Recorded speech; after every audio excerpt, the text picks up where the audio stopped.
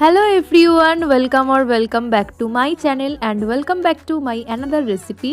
আজকে বানাবো ফুলকপির রোস্ট। তার জন্য প্রথমে কড়াইতে সর্ষের তেল আর বাটার নিয়ে নিয়েছি। এবারে তেলের মধ্যে কালো জিরে, শুকনো লঙ্কা, দারচিনি, লবঙ্গ আর তেজপাতা দিয়ে দিতে হবে। দেন কেটে রাখা পেঁয়াজ, টমেটো আর কাঁচা লঙ্কা দিয়ে ভালো করে ভাজা ভাজা করে নিতে হবে। ভালো করে ভাজা ভাজা হয়ে গেলে এর মধ্যে আদা, রসুন, কাঁচা লঙ্কার পেস্ট দিয়ে আর সামান্য পরিমাণ টক দই দিয়ে মশলাটাকে ভালো করে কষিয়ে নিতে হবে।